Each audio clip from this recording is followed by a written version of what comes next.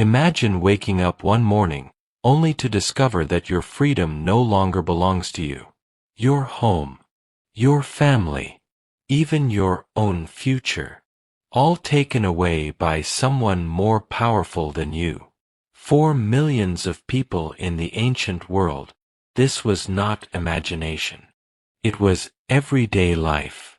Long before Spartacus was born, the Roman Republic had become one of the fastest-growing powers in the Mediterranean. With every victory, Rome gained new lands, enormous wealth, and countless prisoners of war. Many of those prisoners were sold into slavery. To the Romans, slaves were not citizens. They were property. Some worked in fields beneath the burning sun. Others toiled in dangerous mines or served inside wealthy households. A few, strong enough to entertain the crowds, were trained as gladiators, forced to fight for the amusement of thousands inside massive arenas. To Roman spectators, these contests were thrilling spectacles.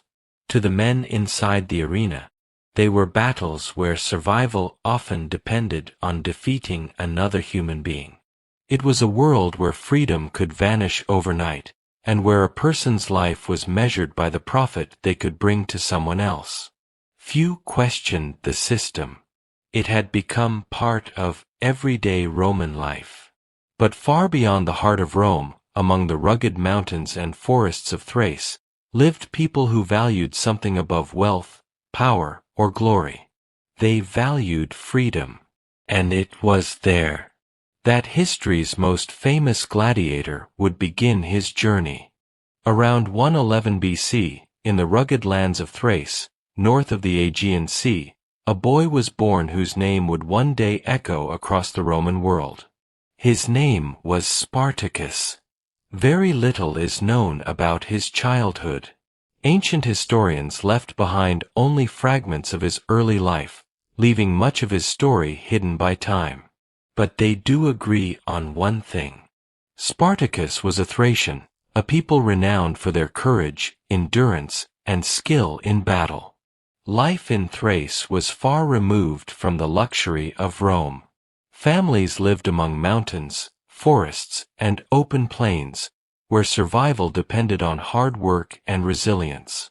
Children learned from an early age to ride horses, hunt, and defend their communities. Strength was admired, but loyalty and honor were valued even more. As Spartacus grew into adulthood, he became an exceptional warrior. Some ancient sources suggest that he even served as an auxiliary soldier in the Roman army, fighting alongside the very empire that would later become his greatest enemy. If that is true, he would have learned Roman discipline, military tactics, and the strengths of its legions from the inside. At that moment, nothing suggested he would one day lead a rebellion. He was simply another young man trying to build a life in a world shaped by war. But history often changes without warning. Somewhere along the path between soldier and citizen, Spartacus lost everything. His freedom, his future, and soon, he would be sold like property to the very people he once served. As Spartacus entered adulthood, he became a skilled warrior, respected for his strength and determination. But the Roman world was changing. Wars spread across the frontiers, and with every conquest came new prisoners, new slaves, and countless lives forever changed. In time, Spartacus' own freedom came to an end. When history next reveals his life, he is no longer a free Thracian. He is a slave in the Roman Republic.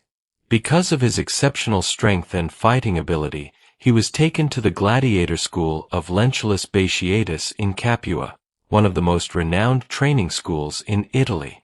To the crowds, gladiators were fearless entertainers. They filled the arenas with excitement, fighting for glory before thousands of cheering spectators. But behind the applause lay a harsh reality. Gladiators were still slaves. Every day was filled with relentless training, strict discipline, and the knowledge that a single mistake in the arena could cost them their lives. Yet Spartacus refused to let slavery define him. His courage, discipline, and quiet leadership earned the respect of the men around him. They came from different lands and spoke different languages, but they all shared the same dream: freedom. As the days passed, whispered conversations turned into secret plans. The men no longer dreamed of surviving another fight. They dreamed of escaping the arena forever. And before long, that dream would become the greatest slave rebellion Rome had ever faced. In 73 BC, that dream finally became action. Inside the gladiator school at Capua, Spartacus and a small group of fellow gladiators secretly planned their escape. Their chances of success were almost impossible. They were heavily guarded, surrounded by walls, and owned by one of the most powerful institutions in the Roman world. But they knew that waiting meant returning to the arena, where death was only a matter of time. When their plan was discovered, they had no choice but to act immediately. Around 70 gladiators fought their way out of the school, using kitchen knives, spits, and whatever tools they could find. As they escaped, they seized wagons carrying real gladiator weapons. For the first time in years, they held swords not to entertain a crowd, but to fight for their own freedom. The fugitives made their way to the slopes of Mount Vesuvius, where they established a temporary camp. Rome dismissed them as nothing more than escaped slaves. Local officials believed the rebellion would be crushed within days. A small Roman force was sent to surround the mountain, blocking the only obvious path down. The Romans believed the rebels were trapped. Spartacus saw an opportunity. Using wild vines that grew along the steep cliffs, the gladiators fashioned ropes and climbed down a route the Romans believed was impossible. They descended silently behind the Roman camp. Caught completely by surprise, the Roman soldiers were overwhelmed. It was a stunning victory. News of the escape spread quickly across Italy. Enslaved men and women fled plantations, farms, and workshops to join Spartacus. What had begun as the escape of a few dozen gladiators was becoming an army. And for the first time, Rome realized it was facing far more than a prison break. As more people joined the rebellion, Spartacus faced a new challenge. Escaping had been difficult. Leading an army would be even harder. Within months, his followers had grown from a few dozen gladiators to tens of thousands of escaped slaves, shepherds, laborers, and farmers. Most had never fought in a real battle. Many possessed little more than farming tools and captured Roman weapons. Yet Spartacus transformed them into a disciplined fighting force. He understood the Roman army. He knew its strengths, its habits, and its weaknesses. Rather than meeting the legions on open ground, he relied on speed, surprise, and the rugged landscape of southern Italy. Again and again, Roman commanders underestimated him. They believed they were chasing frightened slaves. Instead, they found a determined army led by a commander who thought several moves ahead. One Roman force after another suffered defeat. Weapons, armor, and supplies captured from each victory made the rebel army stronger. Soon, Spartacus controlled large areas of southern Italy. For the first time, Rome realized this was no ordinary uprising. The Senate began sending larger and more experienced armies to crush the rebellion. Yet Spartacus continued to win. His victories inspired thousands more enslaved people to abandon their masters and join his cause. What had begun as a fight for survival had become the greatest slave rebellion in Roman history. But with every victory came a more difficult question. Spartacus now commanded an army powerful enough to leave Italy behind and seek freedom beyond Rome's reach. Instead, the rebellion remained in Italy, and that single decision would shape everything that followed. By 72 BC, the rebellion had become a crisis unlike anything the Roman Republic had ever faced. For nearly 2 years, Spartacus had defeated every force sent against him. The Senate could no longer dismiss him as an escaped slave. He had become the commander of an army that had humbled Rome itself. Determined to end the uprising, Rome gave overall command to one of its wealthiest and most ambitious men, Marcus Licinius Crassus. Unlike the commanders before him, Crassus refused to underestimate the rebels.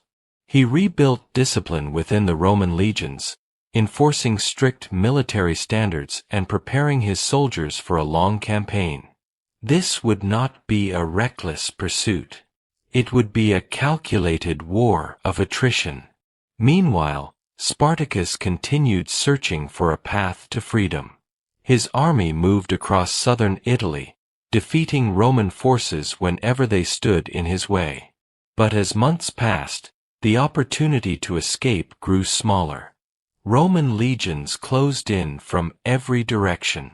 Crassus tightened his grip, refusing to give the rebels time to recover. The rebellion that had once moved freely across Italy was slowly being contained. Spartacus understood what this meant. The struggle was no longer about winning another victory. It was about survival. For the first time since the escape from Capua, the dream of freedom seemed to be slipping away. Ahead lay one final confrontation. One battle that would decide the fate of Spartacus, his followers, and the greatest slave rebellion Rome had ever known. In 71 BC, Spartacus made his final stand. Somewhere in southern Italy, his army met the legions of Marcus Licinius Crassus in a battle that would decide the fate of the rebellion. The rebels knew what was at stake. There would be no arena to entertain a crowd, no prison to return to, only freedom or death. Before the fighting began, ancient accounts describe Spartacus ordering his horse brought before him. Then, in front of his army, he drew his sword and killed the animal. His message was unmistakable. If he won, he would have many horses to choose from. If he lost, he would have no need for one. It was a declaration that he would fight beside his men until the very end. When the battle began, the rebels fought with extraordinary determination. Spartacus himself charged toward the Roman lines, reportedly trying to reach Crassus in the chaos of the fighting. He cut down several Roman soldiers as he pushed forward. But Rome's disciplined legions held their formation. Gradually, the rebel army was surrounded and overwhelmed. Thousands fell on the battlefield. Others fled, only to be hunted down in the days that followed. Spartacus disappeared during the fighting. His body was never conclusively identified. The man who had challenged the Roman Republic simply vanished into history. To ensure no one dared to rebel again, Crassus ordered around 6,000 captured rebels to be crucified along the Appian Way, the road leading from Capua to Rome. For nearly 200 kilometers, crosses lined the highway. It was Rome's brutal warning to anyone who dreamed of following Spartacus. The rebellion was over. Rome had won. But the story of Spartacus was only beginning. The rebellion was over.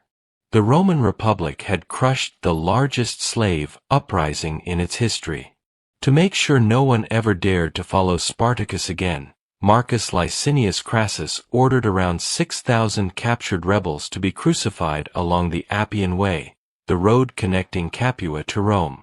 For nearly 200 kilometers, crosses stretched toward the horizon. It was meant to be a warning. a message that anyone who challenged Rome would meet the same fate. For a time, that warning worked. No rebellion on the scale of Spartacus' uprising threatened the Republic again. Rome had won the war, but it had not erased the man who started it. Spartacus never became a king. He never conquered Rome. He never built an empire. His dream was much simpler: to live as a free man, and to help others reclaim the freedom that had been taken from them. For nearly 2 years, an enslaved gladiator forced the most powerful republic in the ancient world to send army after army against him. He defeated experienced Roman commanders, inspired tens of thousands to fight beside him, and proved that courage was not reserved for emperors or generals. It could also belong to those history had forgotten. More than 2,000 years have passed since Spartacus fell on the battlefield. The Roman Republic is gone. Its arenas stand in ruins. Its legions have long since disappeared. Yet the name Spartacus still lives on, not because he won, but because he dared to believe that no human being was born to live in chains. History remembers many rulers for the empires they built. It remembers Spartacus for something far more enduring: the unbreakable desire to be free. Thank you for joining me on this journey through the remarkable story of Spartacus. If you enjoyed this documentary, don't forget to subscribe, so we can continue uncovering the forgotten stories that shaped our world. Until next time, take care and keep your curiosity alive.